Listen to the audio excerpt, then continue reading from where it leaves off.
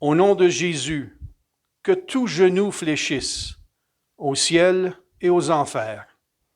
Parce qu'il s'est fait obéissant jusqu'à la mort, et la mort de la croix.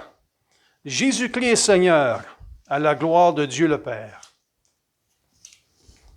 Au nom du Père et du Fils et du Saint-Esprit, Amen. le Seigneur soit avec vous. Et avec votre esprit. Nous voici le mercredi saint et bientôt on va commencer les Triduum Pascal qui commence demain avec la fête du jeudi saint que nous connaissons très bien, qui est, n'est-ce pas, la célébration de la dernière scène de notre Seigneur. Alors aujourd'hui, alors que toute l'Église se prépare à entrer dans le Triduum, alors que nous avons commencé avec la semaine sainte depuis dimanche, nous voulons nous tourner vers le Seigneur, lui demander sa grâce pour nous permettre de faire une expérience extraordinaire tout au long de cette célébration du Triduum. Alors commençons maintenant par cette célébration, commençons maintenant par nous tourner vers sa miséricorde, reconnaître notre finitude et demander par sa miséricorde de nous relever et de nous mettre, de nous préparer, de nous rendre prêts à l'accueillir tout au long de ce Triduum. Prends pitié de nous, Seigneur.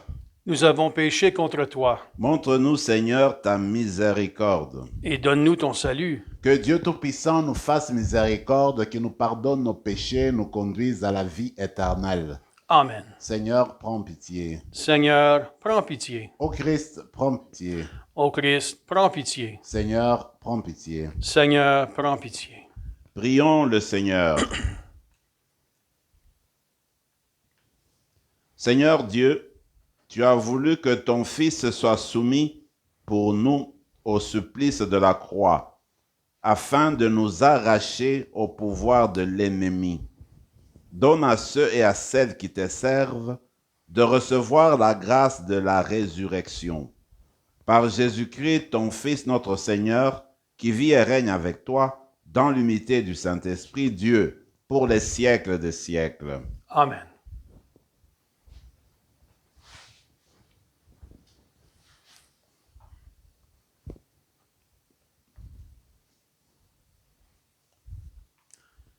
Du livre du prophète Isaïe.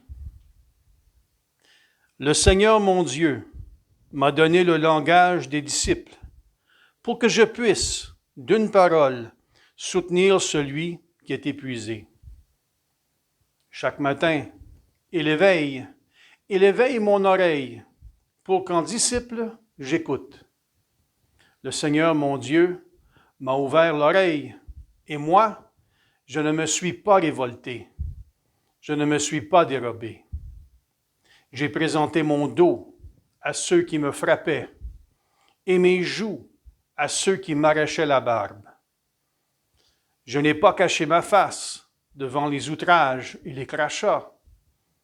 Le Seigneur mon Dieu vient à mon secours. C'est pourquoi je ne suis pas atteint par les outrages.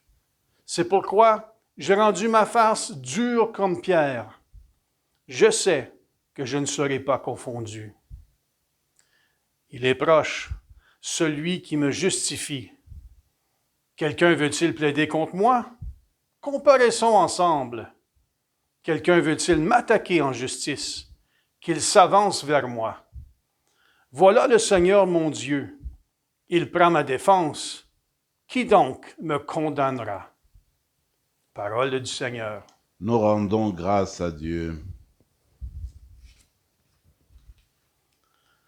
Dans ton grand amour, Dieu, réponds-moi, c'est l'heure de ta grâce. Dans ton grand amour, Dieu, réponds-moi, c'est l'heure de ta grâce. C'est pour toi que j'endure l'insulte, que la honte me couvre le visage. Je suis un étranger pour mes frères, un inconnu pour les fils de ma mère. L'amour de ta maison m'a perdu. On t'insulte et l'insulte retombe sur moi. Dans ton amour, Dieu, réponds-moi, c'est l'heure de ta grâce. L'insulte m'a broyé le cœur. Le mal est incurable. J'espérais un secours, mais en vain. Des consolateurs, j'en ai pas trouvé. À mon pain, ils ont mêlé du poison. Quand j'avais soif, ils m'ont donné du vinaigre. Dans ton grand amour, Dieu, réponds-moi, c'est l'heure de ta grâce. Mais je louerai le nom de Dieu par un cantique. Je vais le magnifier, lui rendre grâce. Les pauvres l'ont vu, ils sont en fête. Vie et joie à vous qui cherchez Dieu, car le Seigneur écoute les humbles. Il n'oublie pas les siens emprisonnés. Dans ton grand amour, Dieu, réponds-moi, c'est l'heure de ta grâce. Louange à toi, Seigneur, Roi d'éternelle gloire. Salut au Christ, notre Roi, obéissant au Père, comme l'agneau vers l'abattoir, tu te laisses conduire à la croix. Louange à toi, Seigneur, Roi d'éternelle gloire.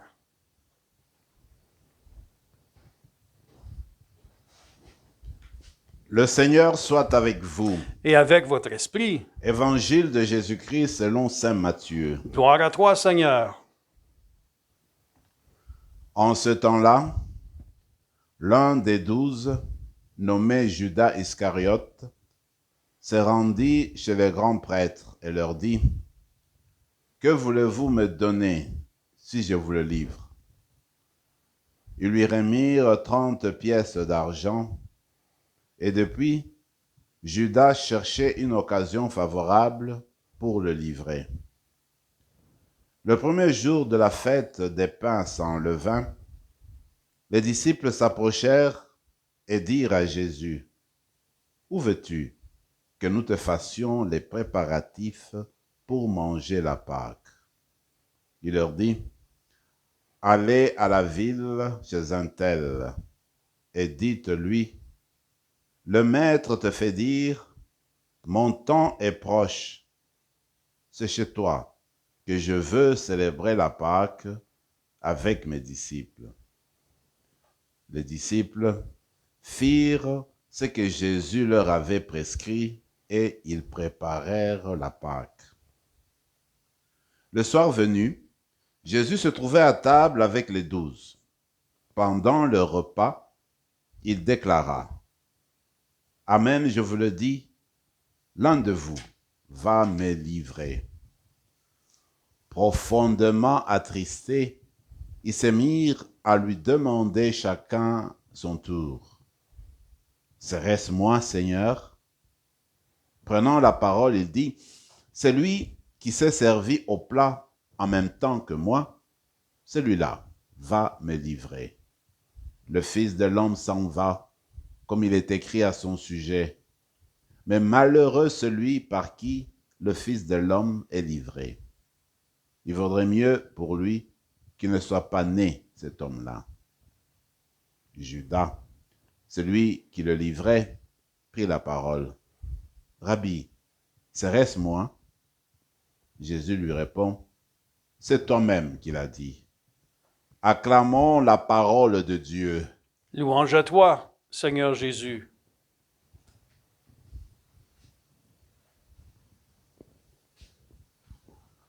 Nous avons comme premier texte cet extrait magnifique du livre d'Isaïe. On aime à l'appeler le texte sur le serviteur souffrant. Il est long. Et d'ailleurs, beaucoup de personnes, même les spécialistes, ont voulu appeler Isaïe comme le 5e évangéliste.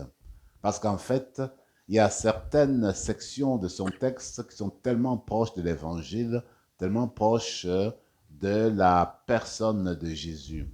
Notamment, ce personnage qu'on appelle coutumièrement le serviteur souffrant, ou tout court le serviteur ou le serviteur de Dieu, eh bien, c'est ce personnage qui se révèle dans le livre d'Isaïe et qui va passer par des souffrances atroces. Et il sera dit, comme un agneau qu'on envoie à l'abattoir, eh bien, ce serviteur-là ne dit pas mot. Parce que il sait que par ses souffrances, par sa mort, il va donner la libération à son peuple. Il va conduire son peuple à sortir des ancrages du péché. Alors, beaucoup, et c'est avec raison, les premiers chrétiens, pense-t-on, sont partis puiser dans ce texte-là, justement, ce texte-là les a aidés beaucoup à comprendre, n'est-ce pas, la vie de Jésus. Donc, le Seigneur, par sa parole, par la prophétie d'Isaïe, révélait déjà, n'est-ce pas, l'itinéraire de Jésus, son Fils, l'itinéraire qui va le conduire au salut du monde. Regardez ce que le texte dit aujourd'hui, je le trouve très, très inspirant. D'abord, l'auteur lui-même lui dit, voilà, chaque matin, la parole de Dieu le réveille. Chaque matin, chaque matin. Alors, il dort, en fait, c'est la parole de Dieu qui le réveille. Et la parole de Dieu l'habite en vue d'aller réconforter la personne qui faiblit, en vue d'aller donner de la force, en vue d'aller donner du courage, d'aller relever les personnes, n'est-ce pas, dont l'échine est courbée, les personnes qui ont besoin du soutien, les personnes qui ont besoin de guérison spirituelle. Alors toi, tu vas annoncer cette parole-là. Cette parole te réveille chaque matin. Moi, je me dis, en fait, comme disciples du Christ, c'est la même chose qui nous arrive. Chaque matin, nous devons nous réveiller avec la parole de Dieu. Quand on sort du lit, on fait le signe de la croix, on peut penser à une parole de l'évangile. La parole doit nous réveiller et nous lancer pour commencer notre journée. Je me rappelle les années que j'ai passées au séminaire à l'internat. Eh bien, ce coup de cloche, vous quittez le lit le matin. Il faut prendre sa douche et puis avant d'aller, n'est-ce pas, à la prière. Finalement, ce coup de cloche-là, il faudrait le mettre, hein, que ça devienne comme la parole de Dieu, qui vient nous réveiller du lit pour nous dire la mission n'est pas finie, il faut continuer encore. Alors c'est le travail en fait qu'a réalisé Jésus.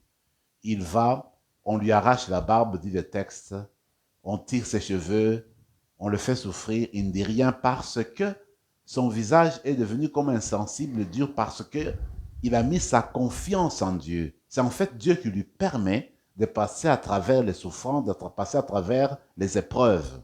C'est ainsi donc que Jésus, le Messie, va vivre sa vie. Il va passer par le chemin de la croix, il va connaître les souffrances les plus atroces, il va être crucifié, et malgré tout cela, il placera sa confiance en Dieu. Et le texte se termine, il dit, le Seigneur n'oublie pas. Il n'oublie pas ses amis, et le texte, le prophète, rappelle que cet homme-là qui prie, le serviteur souffrant, eh bien, parce qu'il a fait confiance en Dieu, Dieu vient à son secours. C'est ce qui est arrivé à notre Seigneur Jésus. Mes amis, moi je crois que ce texte aujourd'hui nous permet d'aller dans le fond de la compréhension de la vie de Jésus et pas le fait même de la nôtre. C'est-à-dire que dans notre vie, il y a des hauts et des bas. Il y a des épreuves, il y a des moments difficiles, il peut y avoir des maladies, il peut y avoir des choses inattendues, des incompréhensions, mais tout cela, on le vit en face de Dieu. Tout cela, on le vit en sachant que Dieu nous porte, que Dieu est toujours de notre côté parce qu'on a gardé le cœur ouvert à lui. Alors, à l'exemple de Jésus, quand on s'appuie sur Dieu, on a laissé tout notre être bercé par son amour, malgré tout, eh bien, il ne peut jamais nous abandonner, il nous conduit jusqu'au bout. Alors, c'est la grâce que nous allons demander durant cette célébration d'aujourd'hui, qui est le mercredi, n'est-ce pas? Mercredi saint, qui va nous conduire au Triduum pascal, que le Seigneur Jésus vienne habiter nos cœurs, que nous apprenions que Dieu ne peut jamais nous abandonner, qu'il nous accompagne à chaque pas, dans l'épreuve et aussi dans la réussite. Mais là, l'histoire, eh bien, de l'évangile, ça nous montre comment Jésus s'approche de plus en plus du temps, du moment de son départ. C'est le grand repas qu'on appelle la dernière scène, le dernier repas de Jésus. Et il est entouré de ses amis, comme il le faisait à chaque fois. On nous rappelle très bien que pour bien comprendre ce repas, il faut se rappeler que Jésus, durant toute sa vie, prenait des repas avec ses disciples. C'est plusieurs fois le soir qu'ils se mettaient ensemble, ils mangeaient ensemble. Alors ce repas-là est devenu encore plus significatif parce qu'il était le dernier et durant ce repas, il va prononcer des paroles inattendues, inédites. Alors dans ce sens-là que ce repas est devenu important. C'est pourquoi déjà Matthieu nous prépare à l'annoncer. Voilà, il va demander à ses disciples d'aller dans la ville pour préparer l'endroit où ils vont passer ensemble le temps et manger le repas pascal. Là où il va donner son corps, il va donner son sang, n'est-ce pas, comme symbole pour notre guérison. Ainsi donc, en regardant ce qui s'est passé avec Judas, nous ne pouvons qu'entrer en profondeur de nous-mêmes pour nous dire que peut-être que nous avons trahi aussi le Seigneur de plusieurs manières, de plusieurs façons.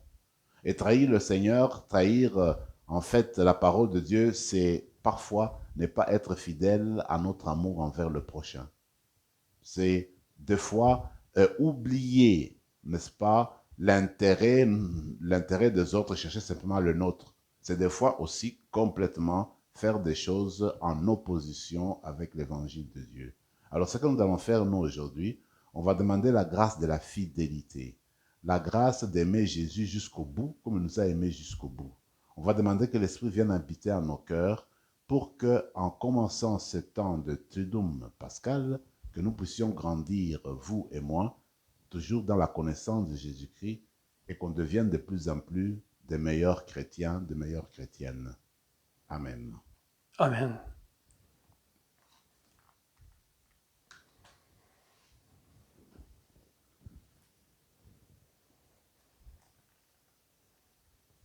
Tu es béni, Seigneur, Dieu de l'univers, toi qui nous donnes ce pain, fruit de la terre et du travail des hommes et des femmes. Nous te le présentons, il deviendra le pain de la vie. Béni soit Dieu, maintenant et toujours. Comme c'est au sein de le sacrement de l'Alliance, puissions mettre à la divinité de celui qui a pris notre humanité. Tu es béni, Seigneur, Dieu de l'univers, toi qui nous donnes ce vin, fruit de la vigne et du travail des hommes et des femmes. Nous te le présentons, il deviendra le vin du royaume éternel. Béni soit Dieu, maintenant et toujours. Nous te supplions, Seigneur, accueille-nous, que notre sacrifice en ce jour trouve grâce devant toi, pardonne de la faute, Seigneur, purifie-nous de nos péchés. Prions ensemble, mes frères et mes sœurs, au moment d'offrir le sacrifice de toute l'Église. Pour la gloire de Dieu et le salut du monde.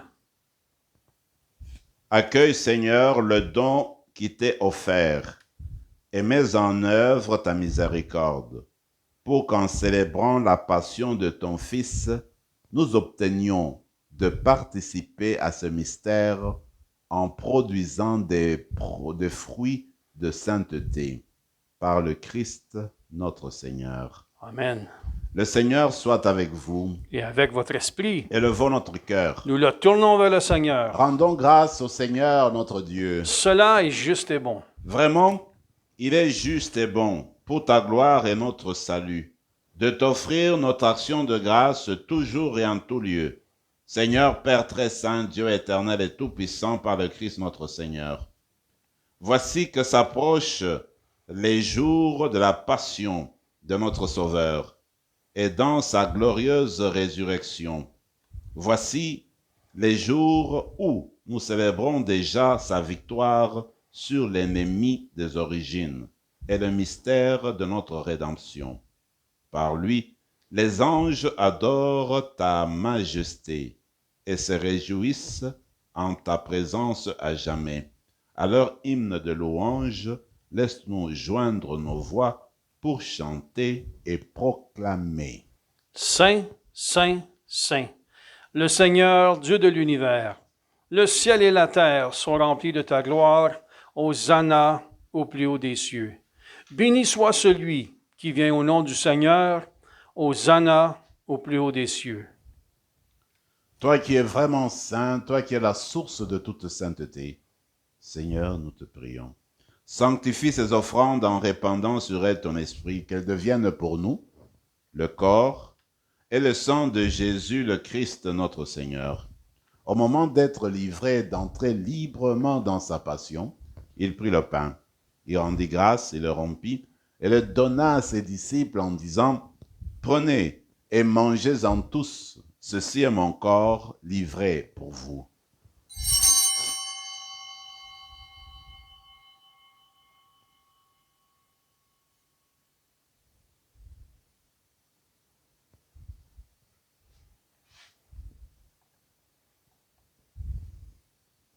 De même, après le repas, il prit la coupe. De nouveau, il rendit grâce et la donna à ses disciples en disant « Prenez et buvez-en tous, car ceci est la coupe de mon sang, le sang de l'alliance nouvelle et éternelle, qui sera versé pour vous et pour la multitude en rémission des péchés. Vous ferez cela en mémoire de moi.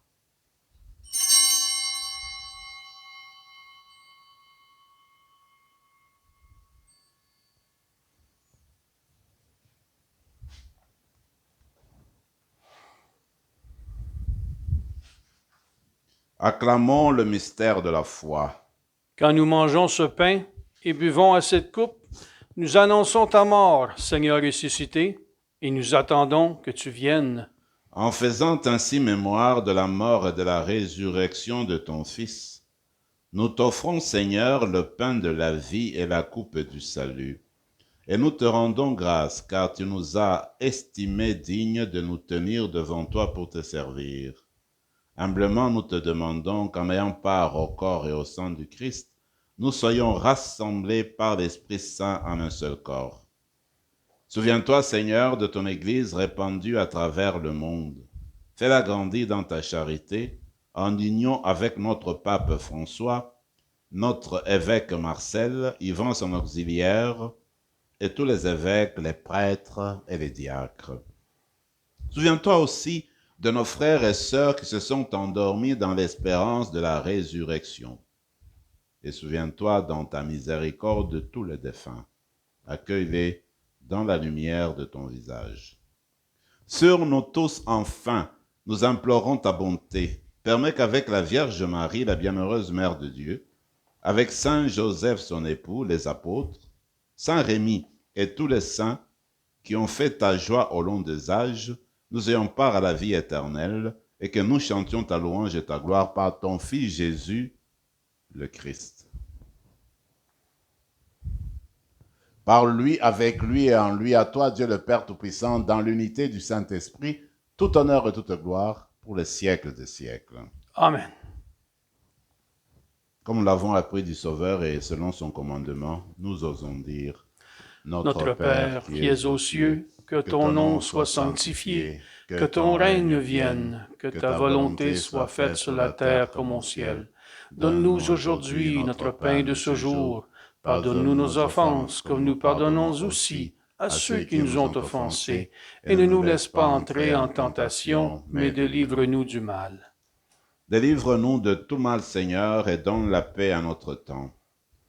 Soutenus par ta miséricorde, nous serons libérés de tout péché, à l'abri de toute épreuve, nous qui attendons que se réalise cette bienheureuse espérance, l'avènement de Jésus-Christ, notre Sauveur. Car c'est à toi qu'appartiennent le règne, la puissance et la gloire pour les siècles des siècles. Seigneur Jésus-Christ, tu as dit à tes apôtres, je vous laisse la paix, je vous donne ma paix.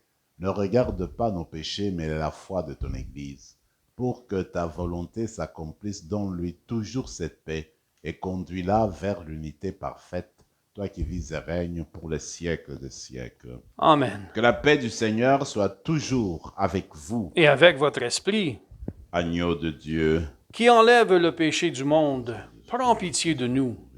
Agneau de Dieu, qui enlève le péché du monde, prends pitié de nous. Agneau de Dieu, qui enlève le péché du monde, donne-nous la paix. Seigneur Jésus-Christ, que cette communion à ton corps et à ton sang n'entraîne pour nous ni jugement ni condamnation, mais que par ta bonté, elle soutienne notre esprit et notre corps et nous donne la guérison. Voici le serviteur de Dieu, c'est l'agneau de Dieu, celui qui enlève le péché du monde. Heureux les invités au repas des noces de l'agneau. Seigneur, je ne suis pas digne de te recevoir, mais dis seulement une parole et je serai guéri. Que le corps et le sang de Christ nous gardent pour la vie éternelle. Amen.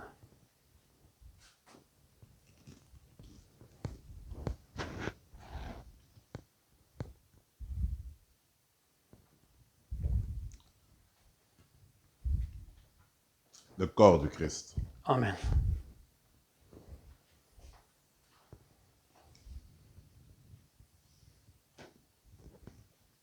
Prenons quelques moments de silence et de prière dans nos cœurs. Le Fils de l'homme n'est pas venu pour être servi, mais pour servir et donner sa vie en rançon pour la multitude. Prions encore le Seigneur.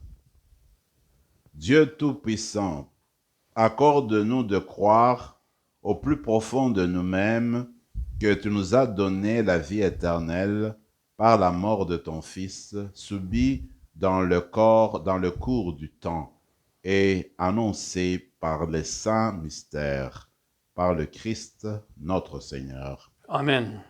Le Seigneur soit avec vous. Et avec votre esprit, Par ta miséricorde, Seigneur Dieu, purifie le peuple qui t'appartient de tout ce qui l'entraîne au vieillissement et rends-le capable de renouveau dans la sainteté, par le Christ notre Seigneur. Amen. Et que Dieu Tout-Puissant vous bénisse, le Père, le Fils et le Saint-Esprit. Amen. Allez dans la paix du Christ. Nous rendons grâce à Dieu.